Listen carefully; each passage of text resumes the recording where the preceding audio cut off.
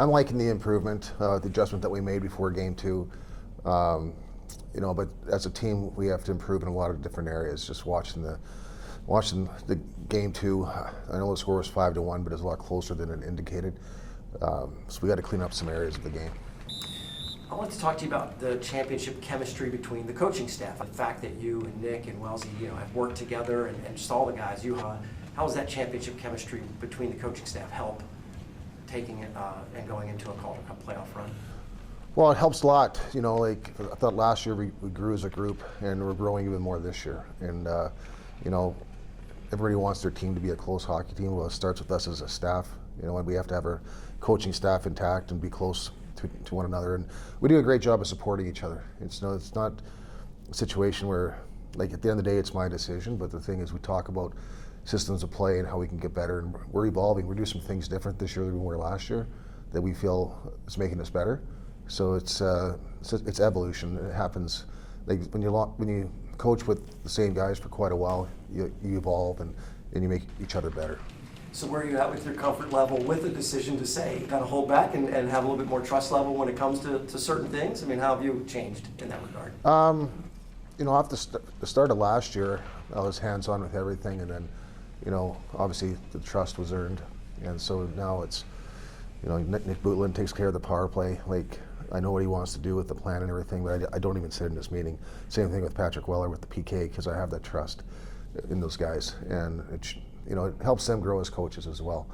But both those guys are great to work with, and we get along great. I mentioned the trust level for the players that weren't here last year. They're probably not questioning a lot of what's going on because they know the formula worked. Does that allow them to have a little bit of ease knowing that the coaching staff is so experienced that you guys were able to get it done last year? Yeah, I think so. I think any new player to an organization, it's kind of like discovery to see how the coaches manage each other, manage the team. And you develop that over the course of the season, right? And then if we're doing something different than they did before, and they try it and it works, they go, oh, the coaches do know what they're talking about. So,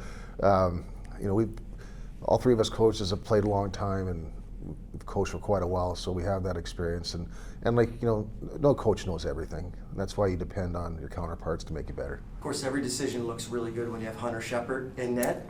Can you talk about how he's just kind of jumped right back into playoff form and just what a luxury item he seems to be when it comes to coaching in the playoffs? Yeah, it's been great because the last couple months before the playoffs started, he really started ramping it up. And you could see it, just in his face. Like, he's not a very talkative guy, very stoic, but the thing is, you can see the intensity, especially on game days. Nobody even talks to him. He just gets ready, and, he's a winner wherever he goes, and we're very happy to have him. You mentioned nobody talks to him during game days. Did you see a difference once the regular season ended and as the playoffs have kicked in when you mentioned the intensity, Tim? I think it was the last 6 weeks of the regular season and going into playoffs, he was getting himself ready.